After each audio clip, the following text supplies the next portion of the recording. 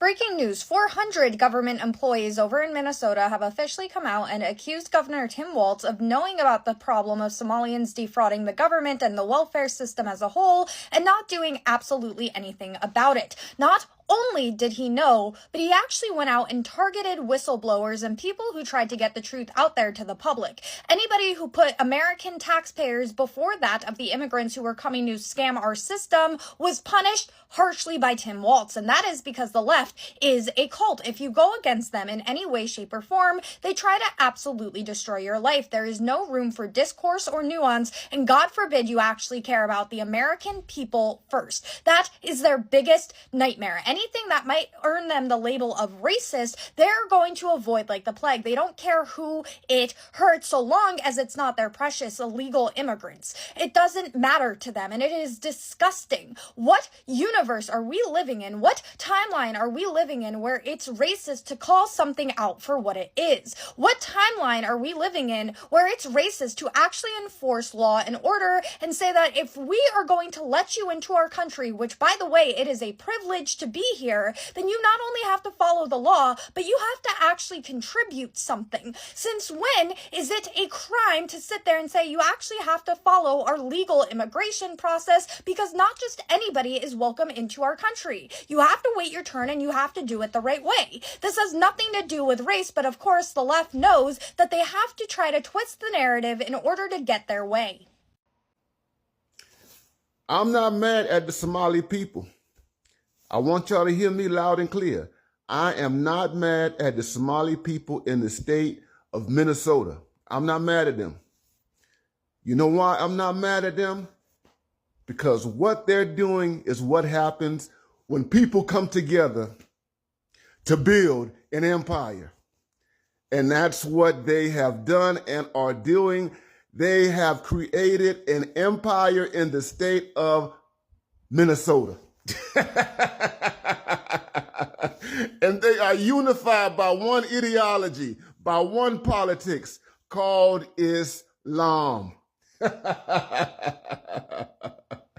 They're not divided by some gender ideology. They're not divided by feminism. They're not divided by some type of queer politics or anything like that. They're not divided by liberalism. Because Islam, the kind of Islam they practice, it is resistant to liberalism. It is resistant to feminism. It is resistant to any type of ideology that would disrupt them internally. And you know what's so interesting? I'm going to say this. You know what's so interesting? What they're doing is what the Nation of Islam has been preaching since the 1930s. The Nation of Islam has tried to get Black Americans to do the same doggone thing since the 1930s. Elijah Muhammad preached it. Malcolm X preached it. Louis Farrakhan preached it. But now you see this thing in action in the state of Minnesota among the Somali people. And the president has a dilemma. And the dilemma is this, is that these people are entrenched. They are a part of this society right now. Many of them are citizens. He can't deport all of them. And they're having babies. That's the thing. They are outbreeding the whites. And they're collective. I've been to Kenya. I've been to Africa. I've been to Uganda. I see how they work together in those countries. And what they're doing in those countries is what they're doing right here. I ain't mad at you. I ain't mad at you. Shout out to the Islamic Kingdom in the state of Minnesota. Every single morning I wake up during the Trump administration and I say, thank God this man right here will never be the Vice President of the United States. Because you're telling me that the Health and Human Services Department in the state of Minnesota has been trying to warn Governor Walz that, like, hey, there's a lot of fraud happening. There's a lot more submittals than we're used to. And those people were told to shut up, sit down, and mind your business. Then Governor Walz went on Meet the Press this past weekend saying that we were demonizing the Somalis and the entire communities that were taking advantage of the system. Then the left starts running cover for him because Donald Trump called him the R word. Yet they don't even realize that the R word, like the people that they stole from, were the disabled. You can't make this shit up, folks. Hey, what's up, America? Minnesota Governor Tim Walz accused of silencing whistleblowers trying to expose Somalian fraud. So more than 400 people have come forward and said that Governor Tim Walz, during his vice presidential campaign, was silencing and attacking whistleblowers that were trying to stop Somalian fraud throughout Minneapolis and the state of Minnesota. So as you know, recently 78 people were arrested for over 50 charges, including laundering money to terrorist organizations coming from Minneapolis's Somali community. This is on top of all kinds of other immigration fraud that's been found out just recently by the Department of Homeland Security. But apparently whistleblowers were attacked by Governor Tim Walz, including monitoring and retaliation campaigns so they wouldn't go against the Somali community. Apparently, Governor Tim Walz was trying to protect the Somali community from being investigated for fraud over the American people getting frauded. Getting frauded, taken advantage of, is that a word? You know what I mean? Either way, this is just another incident of Governor Tim Walz of Minnesota being an anti-American pile of shit. Protecting a community engaged in fraud rather than protecting the American people trying to claw that money back. Oh, and as you know from this, also Al-Shabaab, the terrorist organization, was getting some of your taxpayer money sent back over to Somalia. So Governor Tim Walz, basically his inaction and attacking the American people led to money going to terrorist organizations. So Bubba's boner holster is once again insulting my state, my people, my governor, and using ableist slurs to do so. This is, of course, a result once again of the fragile masculinity Führer being insulted after learning that Minnesota nice means telling bullies, oh, nope, you can fuck all the way off. And this time Tim Walz wasn't even being that mean. He simply just asked the dementia diddler to release the MRI results of his perfect MRI exam, the most perfect MRI exam ever seen in the history of MRI exams, which seems like a reasonable request. It sounds historic, something that should be shared with the American people, something that would renew our confidence in the fact that the man who is clearly a very stable genius because he can identify an elephant on a dementia test is in peak physical condition to lead the most powerful country on earth. Because I mean, clearly 80-year-old dudes obviously get random MRIs in between scheduled doctor's visits for no reason other than just to prove how peak physical condition they actually are. So I don't know why asking to see this perfect, amazing exam resulted in such deep offense to Cunnilingus Caligula. Or maybe he's still just lashing out because he hasn't gotten over the fact that we all know now that it was Bill Clinton who put the dick in dictator. But I honestly don't know why we need to see the MRI results anyway. His skin's so fucking thin we can see right through it without any fancy imaging equipment. If it wasn't, he wouldn't get so easily offended by literally everything. But being that his skin is so thin, it's weird that he keeps trying to pick fights with people who choose to live in a place where the air hurts our face. That shit requires thick skin. This is not a battle you will win. I didn't mean for that to rhyme, but I'm sticking with it. Point being is I'm only mildly annoyed by this particular attack on my state, its people, and its leadership, and I still chose to come outside right now when it is 3 degrees outside to shit talk you, and my fingers still work. I just don't get why you would choose to fuck with us. We're not the ones. Just ask Virginia. They're still begging for their flag back after they outnumbered us 5-1 and we kicked their ass and took it from them. But in addition to him using ableist slurs against Minnesotans, he's going a step further and trying desperately to tie the shooting of the guardsman in D.C. to the Minnesota Somali community. First of all, sir, you can fuck all the way off with that. The man was Afghani, which is thousands of miles away from Somalia. He had CIA credentials, as far as I understand it, under your administration, and your administration gave him asylum in this country. The man has no connection to Minnesota whatsoever, and the blood of those guardsmen is squarely on the hands of Donald Trump. He has been the one stoking division. He is the one who illegally ordered U.S. armed service members to be in D.C. where they should not have been, and now is politicizing their death that he is personally responsible for and using it to justify increasing the conditions where more violence is likely to occur by sending more troops to D.C. where they are not allowed or supposed to be. And to say that Minnesotans have to be locked in their homes because the state has been overrun by Somali gangs is beyond fucking ridiculous. First of all, I live here, and and we're not being overrun by Somali gangs. Second off, I go to the cities all the time and have never once been attacked by the roving hordes of Somali gangs. But he is right in the sense that Minnesota has recently had an explosion in crime and gang violence. We've recently been overrun with roving gangs of white incel cucks in masks pretending to be federal agents. But Minnesotans don't stay locked in their homes for that either. They come out of their homes and confront those gangs and tell them to fuck all the way off. Because again, we live here.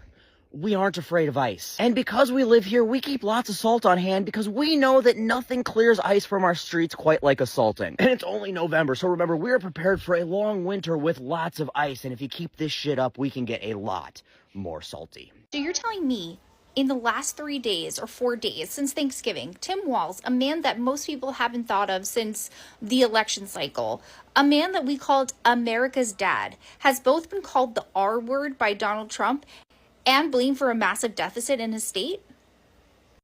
Honestly, after I saw this and after I even read the entire article, I'm stumped as to whether it's the fault of the government or it's just people finding a natural loophole. And I'm also stumped as to whether or not it's this Somali group at all. Here, let me show you. So it's really long, so just hang in there, okay? But I've highlighted the parts of the article that I thought were the most pertinent because, again, really long New York Times article, but it's a very intense fraud scandal that just came out in Minnesota, and it's about $1 billion missing because of COVID-19 payments during the pandemic. So over the last 5 years, law enforcement officials say fraud took root in pockets of Minnesota's Somali diaspora as scores of individuals made small fortunes by setting up companies that build state agencies for millions of dollars. Outrage has swelled among Minnesotans, and fraud has turned into a potential political issue. In a competitive campaign season, Governor Tim Walz and fellow Democrats are being asked to explain how so much money was stolen on their watch, providing Republicans who hope to take back the governor's office in 2026 with a powerful line of attack. So here's where my spidey senses were activated.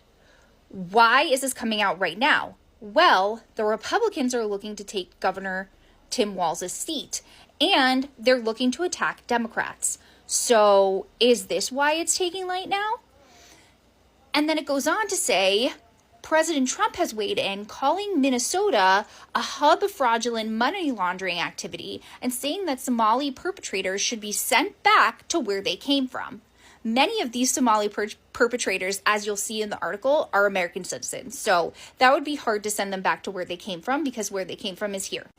The prosecutors focused on a Minneapolis nonprofit organization called Feeding Our Future. So this organization, they claim that this organization set itself up and then invoiced saying that they fed thousands of children. But in reality, they said that most of the meals were non-existent and that the business owners spend the funds on luxury cars, and that this meals fraud was not an isolated incident. The next one really hit me. They said another program aimed to provide therapy for autistic children where they recruited children in their community, falsely certifying them as qualifying for autism treatment and paying their parents kickbacks for their cooperation. Asha Farha Hassan was charged with wire fraud, saying that she and her business partners stole $14 million. That's another thing. Why would they be copping to these crimes so quickly? Yes, they're white-collar crimes, and yes, you can probably prove them very, very easily, but aren't you innocent until proven guilty unless they're getting something out of it, right? So there are other people in here and they intend to plead guilty as well. And that they say out of the 86 people charged, all but 8 of them are Somali. That's kind of crazy, right? But then where Trump says they should go back where they came from, majority of them are American citizens by birth or naturalization. So they can't go back to where they came from because where they came from is America. Supposedly a report by the Minnesota's nonpartisan Office of the Legislative Auditor about the lapses that enabled the meals fraud later found that the threat of litigation and negative press is why the state officials used their regulatory power to give them the money. So they were afraid that they were going to look like they were racist and that it's because of the Democratic-led administration that they were reluctant to take more assertive action because they were afraid to look racist. And there's a perception that forcefully tackling this issue might cause political backlash among the Somali community, which is a core voting demographic for Democrats. Okay, I can see that as a potential issue because Democrats care if they're perceived as racist. This is why it happened on their watch and not a Republican who wouldn't care if they were perceived as racist. This part I thought was like, whoa, this is a movie. As the trial in the meals fraud case was coming to a close last summer, an attempt to bribe a juror included an explicit insinuation about racism. Several defendants in the trial were found to have arranged to send a bag containing $120,000 to a juror, along with a note that read, why is it always people of color and immigrants prosecuted for the fault of other people? When Tim Walz was asked why his administration gave so much money out, he said that his administration may have erred on the side of generosity during the pandemic as the state pushed out large sums of money quickly, seeking to keep Minnesotans housed, fed, and healthy. I'm sorry, is that a bad thing? I mean, yes, people take advantage of the government. I think that that's just a given. And anywhere there's a loophole or where they see the government as, quote, weak, they're going to find ways to exploit it. Do I think it's the entire Somali community? No. Do I think they're being used as some kind of scapegoat for this larger COVID-19 pandemic sweep of fraud? Yes, I do. Is Minnesota an isolated state? Yes. Has this happened in every state? Yes. So I think, yeah, this is a lot of money and it is kind of coincidental and probably not a coincidence, but like it is kind of odd that it's happening all in one community, but it's not isolated to Minnesota and it's not isolated to the Somali community. You find any community, you find people that are going to commit fraud together, right? But of course, our president who hates immigrants is using this to temporarily lift legal status that allows several hundred Somali immigrants to live and work in the United States. And his comments followed a report in the Manhattan Institute's publication, City Journal, in which Ryan Thorpe, a reporter, and Christopher Rufo, a conservative activist, said that money from Minnesota's fraud was funded Al-Shabaab, which is a terrorist organization in Somalia, which is completely unfounded. This is going to be completely detrimental to the Somali community. And they've said they've seen more crime linked to them. They've seen more terrorism groups linked to them. And they've seen more things linked to their community as the years have gone on. And this is just going to add to their community's poverty, unemployment, and continued ostracization. What do you guys think? Is it Tim Walz's fault? I mean, yes, he was the governor, but do you think that you can find crime, maybe not this large, but you can find crime in any state? I don't know. These COVID-19 payments seem to have been riddled with fraud. So I think going to one state and highlighting that is just making everybody a little bit more crazy about immigrants and highlighting one immigrant group that now we can all have more hate towards, which in this country's temperament right now is not something that we necessarily need.